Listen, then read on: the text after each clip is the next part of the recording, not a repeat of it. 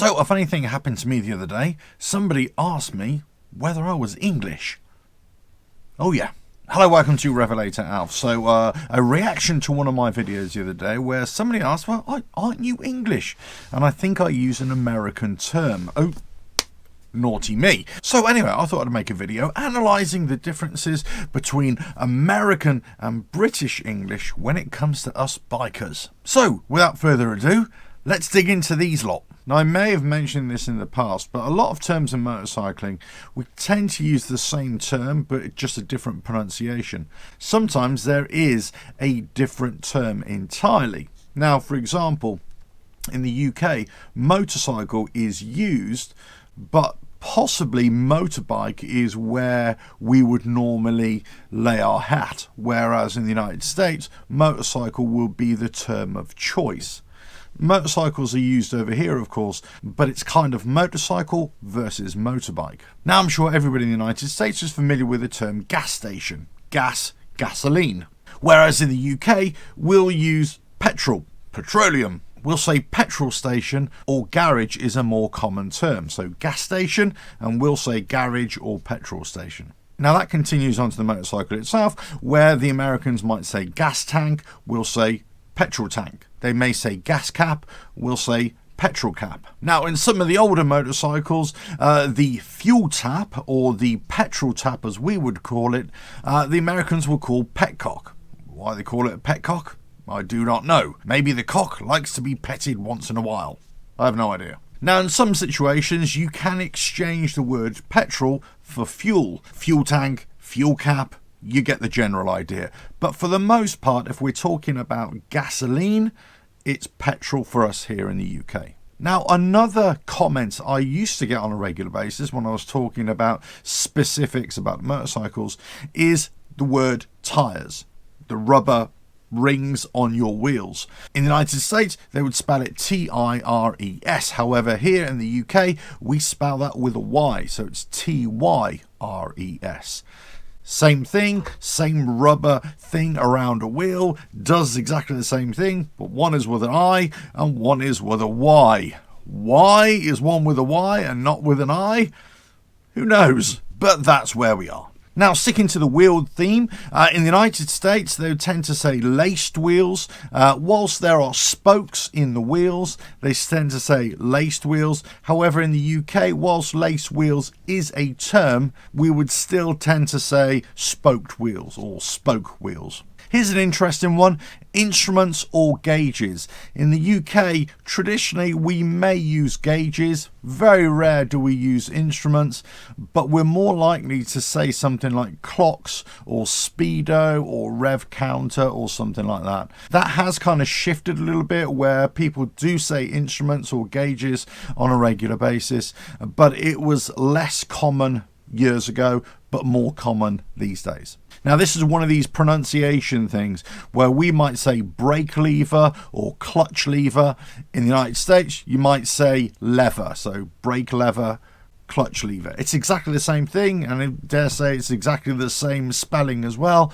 However, it's just a different pronunciation. Now in everyday life, us here in the UK, we use a different word for exactly the same thing. So let's say the United States, you might call this a cell phone. Well, we'll just call it a mobile or a mobile phone or iPhone or whatever Android these days. However, traditionally it is cell phone, mobile phone. Because it was mobile, we would take it around with us. See the logic there? Now other terms are exactly the same, of course. A car horn or a motorcycle horn, well, that's the same here in the UK as it is over in the United States. Some people call them klaxons, but I've never actually heard that. It's just a motorcycle horn or an air horn or something like that. Okay, let's get back onto the motorcycle theme again. So a mudguard here in the UK, well, in the United States, you call that fenders. A rear fender, a front fender, side fenders if you're talking about cars. However, in the UK, we just call them mudguards. However, lots of people do use that fender term on a regular basis over here in the UK as well. Now, another one for you pop pickers out there is footpegs versus footrests. Traditionally, we would tend to say footrests more than footpegs. However, lots of people say footpegs as opposed to footrests. and vice versa. It really depends which is your preferred term of use.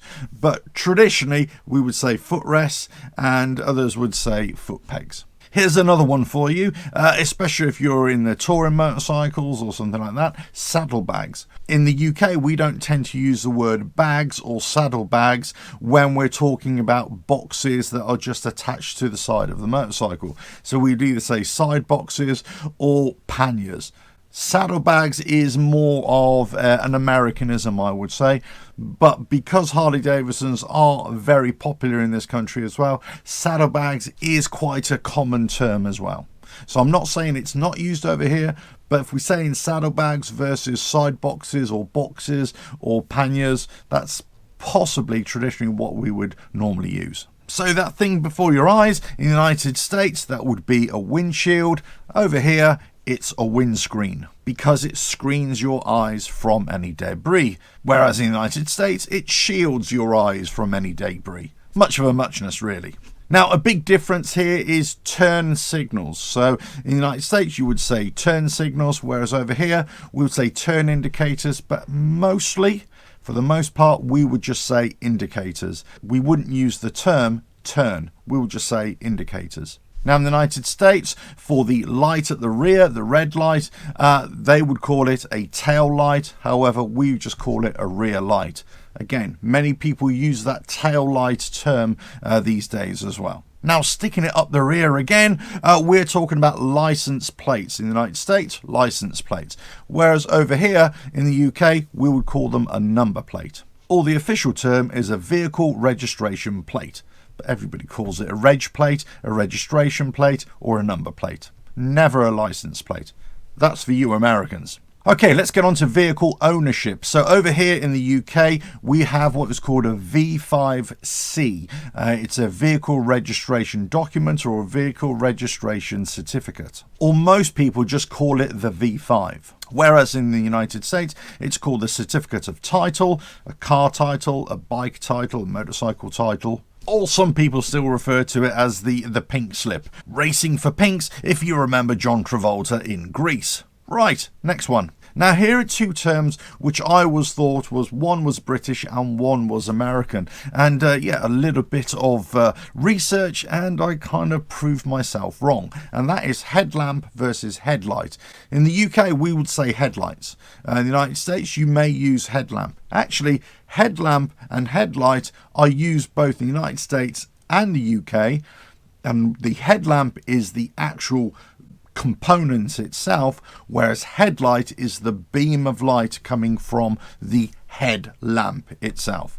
So we would use headlamp and headlight in the UK, and the United States you could use that as well, but more likely in the UK we would just say headlights. Okay, let's get on to riding the road. So in the United States you have highways, whereas over here in this country we have A roads or main roads.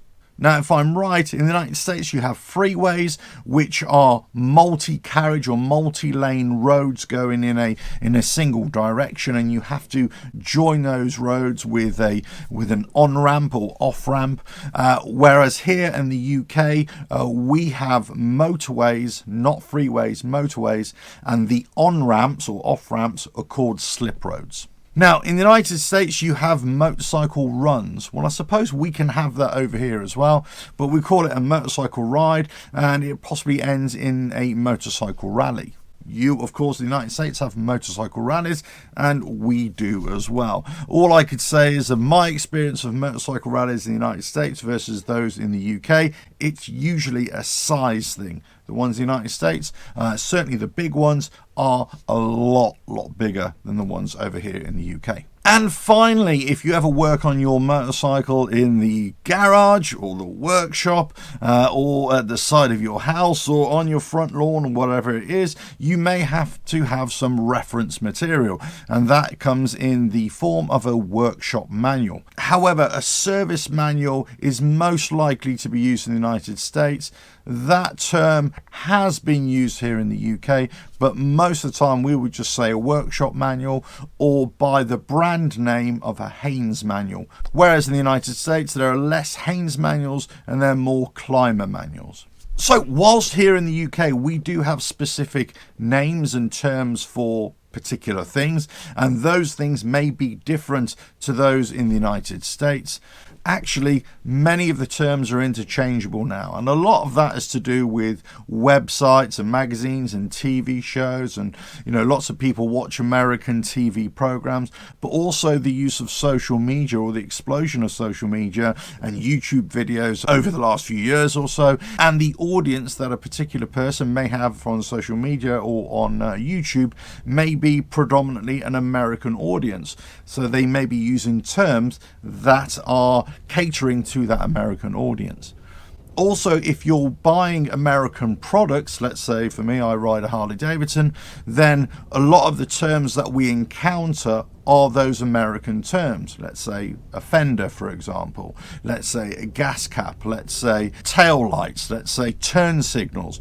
All those sort of terms are not British terms. They're American terms, but we're reading them in owner's manuals, in workshop manuals or service manuals on a regular basis. So we may start using those terms even when we don't really mean to. It's just something we get used to using. Anyway, I hope that explains some of the differences and why sometimes they're a little bit interchangeable, these terms, and why sometimes, oops, some of us use the American term when we should be using the British term. To be quite honest with you, I really don't care what term you use or what term I use, as long as the point gets across. Let us know your thoughts, and I'll catch you again on another video coming very soon. Right, ta-da.